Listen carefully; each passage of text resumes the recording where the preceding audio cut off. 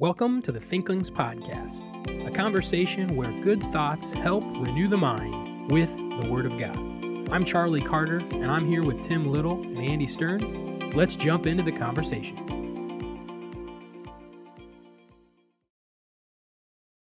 First thing we want to know is how you got here and why you're a teacher. So right now you teach in the seminary, you teach counseling courses, and until recently you were a teacher in the college. You've now moved on to a new ministry. If you want to maybe tell us a little bit about your new ministry that you're working on, and then how the Lord moved to get you into maybe both those places.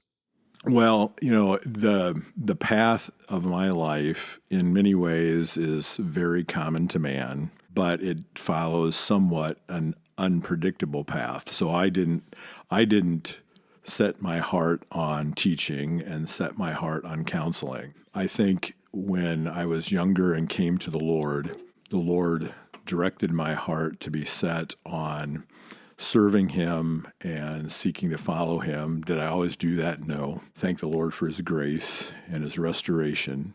And then came to believe soon after coming to Christ that the Lord wanted me to serve Him vocationally. And I can't put a name to this, but early on in my life was received the influence of thinking of life as a stewardship. And you have stewardship from the Lord, and He gives you time and talents, abilities, experiences, relationships that you are to be a wise steward of. And that's especially helped me because you fight with so many measurements of your life, and have you been successful? Are you successful? Does it matter? Does it make a difference? And if you try to think of your responsibilities from the Lord as a stewardship, it centers you back on the responsibility of a steward is to be faithful. The times in my life where I lived in submission to the Lord, He directed my steps and I really developed a desire for teaching in the context of being taught well, of having professors who cared for me, who spent time with me in and out of the classroom, and you guys have talked about this, who had a passion for their topic and a love for their students. And then a couple of them sort of tapped me on the shoulder and said, have you ever thought about teaching? And that's what started that path. And the topic of counseling really developed kind of twofold, both a need at the institution, a need at Faith for someone who was anchored well theologically, who cared about people, and someone who could build some competency in that. I didn't come to the table with great competency in that. The Lord directed my steps to that, and it's really the joy of my life. It's a humbling stewardship. One of you at the table was speaking at a camp a few summers back, and I got a text that said, "Did you have Thinklings Stearns in your classes?" And this was like out of the blue. I think I was mowing my lawn, and I stopped. And how do you portray timidity in a text response? You just answer honestly. Yeah. Whenever someone's like, "Hey, tell me about Andy," you just tell the truth. So I said yes, why, with a few ellipses in there and a few question marks. And the text came back and said, "I thought so. He sounds like you." And, that's both encouraging and terrifying at the same time. That's like the best and worst compliment I've ever received. That's what it was intended to be. So I'm glad it landed. It's like that a 5 way. on the scale. Or a 3. Yeah, Oh, my. So it's just been a joy of my life to seek to faithfully teach the Word and how to communicate that to others in personal conversations and trust the Lord with what He'd do with it. So the other part of your question was like, what am I doing now? Is that what it was? Tell us about you've recently shifted. You still teach in the seminary, you teach counseling courses in the seminary, but you're not in the college anymore. You've moved on to a new ministry. Why don't you tell us about that? Yeah. Well, back in the summer of 2018, I spoke at a conference for the missionaries of Baptist Missions, and at the time, the president of the mission agency was Vernon Rosenau, and he had a vision, a desire in his heart, really a burden in his heart to have a couple with a place where missionaries could feel safe to talk, to unburden their hearts, to be able to have a starting point for talking to other people they needed to talk to and make some connections with that. And after that conference, he took Sherry and me out to lunch, and he said, here's the burden of my heart. And you could really tell as he talked that he cared deeply about the missionaries and about their ability to be encouraged in their walks with the Lord, to really stay with it. He asked two questions at the end of the conversation. The first one was, with what you've done with biblical counseling and teaching biblical counseling, would you spend some time talking with me and helping me to look at what I'm thinking about and adding to it and tweaking it? And then he said, and would you and Sherry pray about, would this be something the Lord would have you to do? And, it was easy to answer the first question. And the second question, who's going to look at somebody and say, no, I'm not going to pray about this? And so that launched into some conversations. And I think what really happened there was this man who on Christmas Day went to be with the Lord was able to communicate his desire and his heart that really the Lord had been working in him on for over 20 years in what he had envisioned in something that he thought would really help and bless missionaries, and having that get transferred into our hearts. And you put it back, the wrestling match of stewardship there was a big piece of it. God gives us stewardship and the responsibilities. How do you make a decision like that? I don't know how to put that into words, because there's like 10,000 thoughts and words and conversations and prayers that went into that. But we're in the process of deputation to raise the money for the place and for the functions of that ministry and just enjoying what we're doing. It's been a huge blessing to be with former students in their churches and share with them, and even be able to, just be open with one another and talk about life. And then when we're through that phase, we look forward to ministering more directly day in and day out to missionaries. Really interesting to see how God's kind of moved you, and even like your desire for the how God moved you into the teaching role. I thought that was really fascinating, seeing other men teach well and wanting to do so yourself. I can't say that was necessarily a driving force for me. It was very different. My path there is more like seeing error in others. That gave me a passion for truth, and then wanting to teach that truth was I just thought that was really interesting how you brought that out. And then even just your direction towards this new ministry. And, our listeners, I don't know how familiar you are with Dr. Newman, but if you would like to support him or get to know his ministry a little bit better, feel free to reach out to us as the Thinklings podcast, and we can get you in touch with him. And perhaps you or your church would like to assist him in the work of the ministry, in his new ministry, as he's on deputation right now. I guess I'm supposed to ask the next question. So how do you balance family and ministry life? Yeah, that was a good question, and I appreciate it. And it is something that I really sought to work purposefully at. And I'm just thankful for the grace of God in my life. Probably there is a faculty member here who's with the Lord now, who, when I first started ministering here full time, who took me to lunch in Benson when we got our lunches for free. So great sacrifice. No, but he took me to lunch, and he just shared his heart with me, and he said he was so pleased that I was joining the school full time, and said, you need to guard your heart and your quiet time, and you need to guard your family.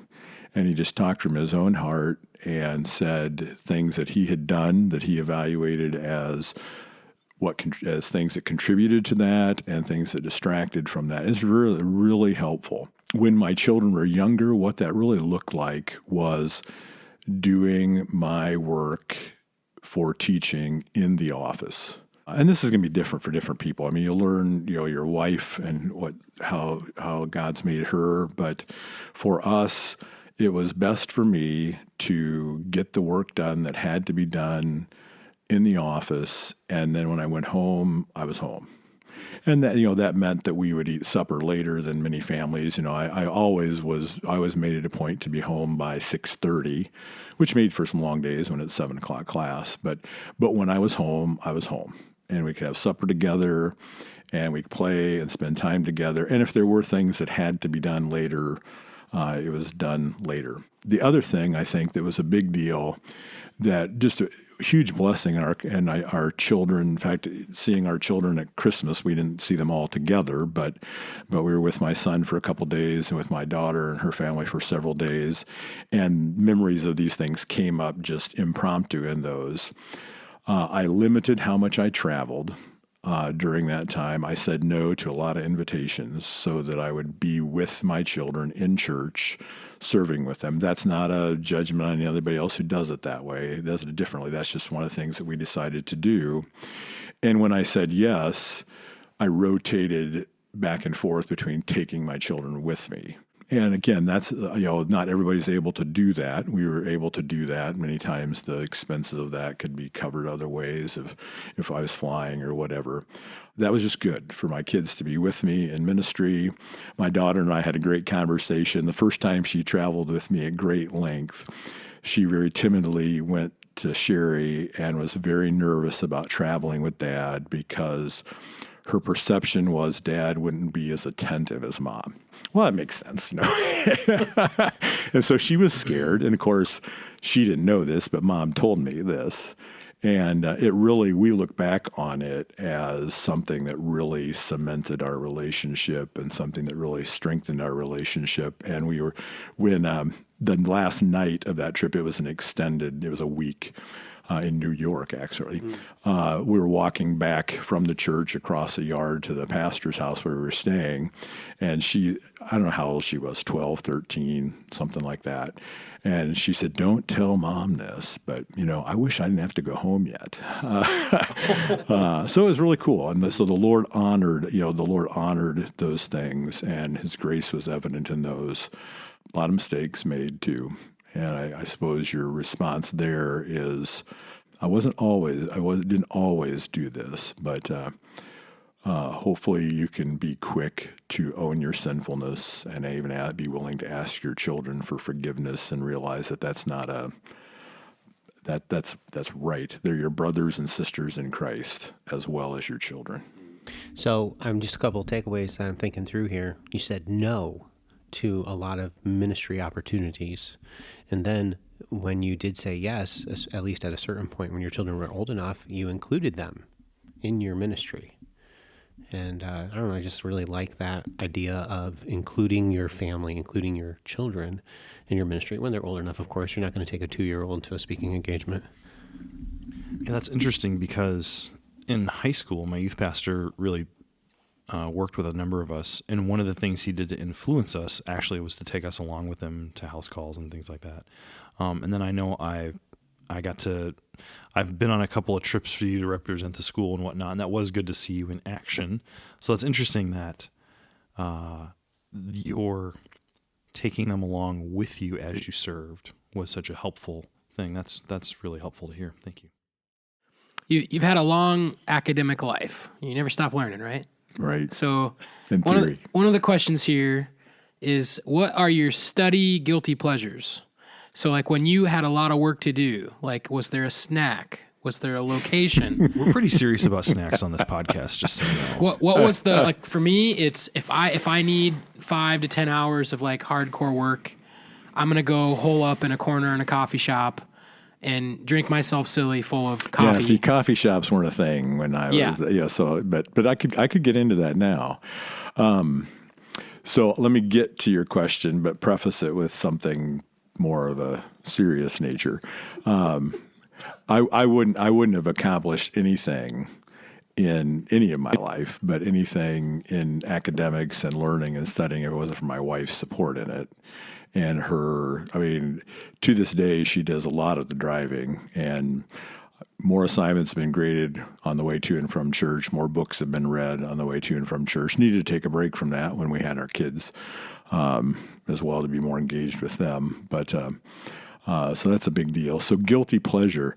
My doctoral project was written on, I don't know how many pounds of sunflower seeds. And so sunflower seeds. Give me some more of the story here. So where were you doing your doctoral work? Okay, so I did my doctorate of ministry at Westminster. Okay. And I found it best, shock, that if you're going to do writing, you got to block your time, and you got to guard your time like you would guard it for any reason, and lock the door, hide, whatever it takes. And the only time I could, and the focus, my mind was in so many different directions that for whatever reason that later led to having to lose the sunflower weight. But anyway, it just helped to have a handful of sunflower seeds, pop them in your mouth, and spit out the shells and write. Some rhythm and cadence to it, maybe. I don't know if it did or not. I just know that the poor maintenance person who emptied the office trash probably wondered about Dr. Newman a few days. Good long day of writing was at least a 1 pound bag of sunflower seeds, which is not good for you. So you want a guilty pleasure. So there it is. Okay. Let's steer into another one here. It's less serious questions. So, what's your favorite production? So you can take this two different ways. I think the intent of it was something that you've produced.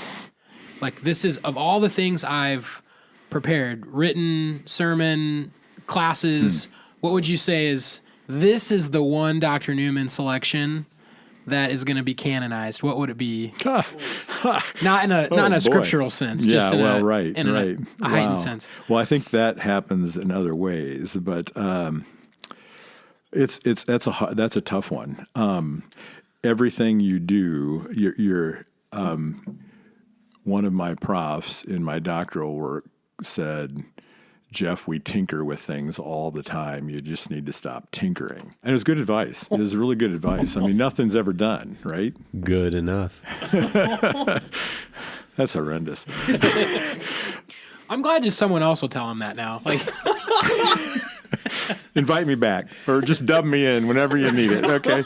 I'll save that soundbite and I'll play it for lots of things. Feel Dr. free. Newman, Feel that's free. what it is. I fully surrender the rights. I haven't signed anything yet on this either. There's nothing to sign. Nothing to sign. We're so informal. We don't even. There's nothing to sign. Well, you guys have pretty deep pockets. I might have to come back on this. That's just because my pants are big. Anyway. Oh, that was horrendous. Okay. Anyway. So what was the question again? No, I remember the question. This is easily the most we've laughed on any podcast. We're wild. Maybe we're just a little tired. That adds to it. I don't know. I think because he's whipping out the horrenduses, man. Yeah, he's got me beat by 3 times. This is awesome. I'm sorry I encouraged him. I'm really sorry. We'll never hear the end of this. Listener, he doesn't look sorry, just so you know. Okay, enough of that. So yeah, best publication, best book. Yeah, what's your favorite publication? So that's tough. Not because there's many to pick from, but I think that Dependence in the Wilderness. If you're thinking of a book, that is the book. The others are books, but they're more of a Bible study type format book, which is I think helpful too. But in a very real sense, anything that you write, you put part of your life into it. And the longer it is, the more of your life is put into it. And that was first written as a part of my doctoral project. And then it was rewritten to fit the context of the audience there. And it was rewritten in the crucible of some suffering in my family. And so that comes out in the book. And really the person who was editor at the time at the publisher knew of that, and that was a big part of why they wanted it to be published. So Dependence in the Wilderness. And in Books and Business, I think the bookstore manager ought to put it on sale for a while here and at a really good price. But I think that's a really good idea. So anyway, you know that the things that have staying power in your life that then get pushed out in other people's lives are stuff that impacts you first. So that's part of Dependence in the Wilderness. But more recently, the Great Commission in Doubt has been something I've pondered and thought about. And boy, I tell you, with the last year, you lose track of time. So it's probably been more than a year ago that I preached on it the first time in Faith's College Chapel. And I've worked on that and honed on that and had opportunity to share that message a few times. And it's really helped me. And when something helps you, you really, in a kind of a 2 Corinthians kind of way, the comfort you get from the Lord, you use that to comfort others. So a couple of things. The wilderness is the suffering, the trial that we have to endure.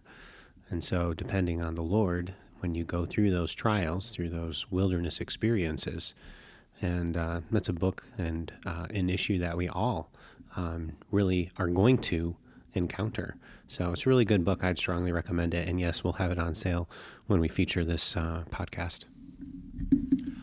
So you're kind of pretty well known for being really good at metaphors and illustrations and analogies. Oh, okay. You're just, right. People know this about Dr. Newman. He's really good at this. So the one I remember when I took one of the counseling classes, I think it was Bible and counseling before it was split into two way back in the day, was you talked about when you're dealing with other people, you tend to see their sin in really great detail.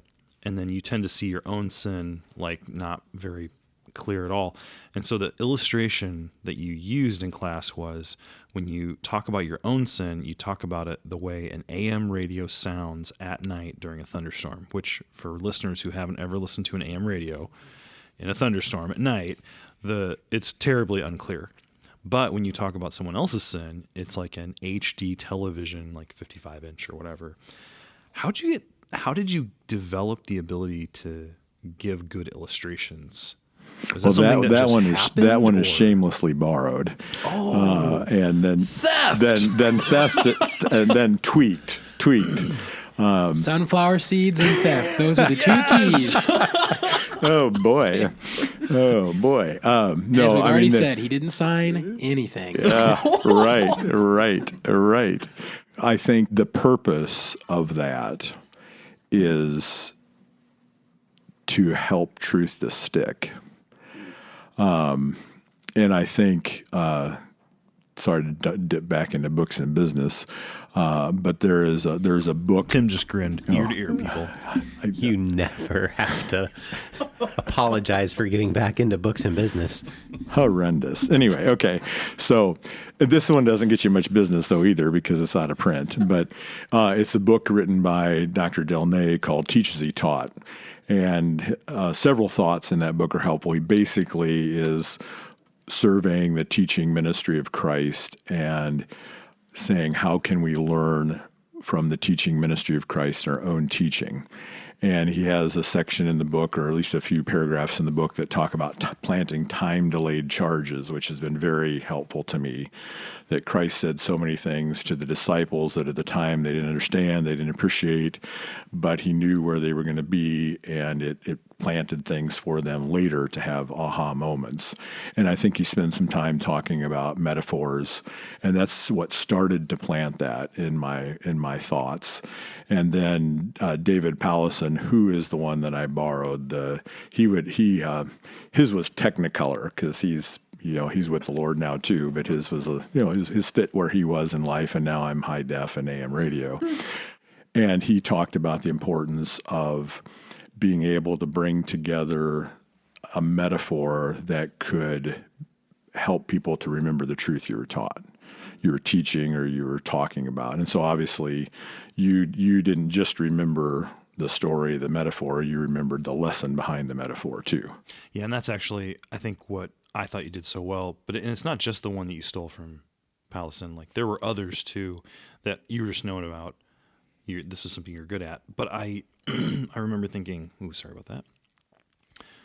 But I remember thinking also there's a lot of times a preacher will give an illustration that's really, really good and really long, and it's it's the opposite of what you just said. Later on, you don't remember it.